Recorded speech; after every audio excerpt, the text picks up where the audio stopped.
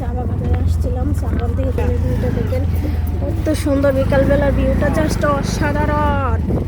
কে কে চলে আসতে চান আমাদের নোয়াপাড়া চা বাগানে, হবিগঞ্জ জেলা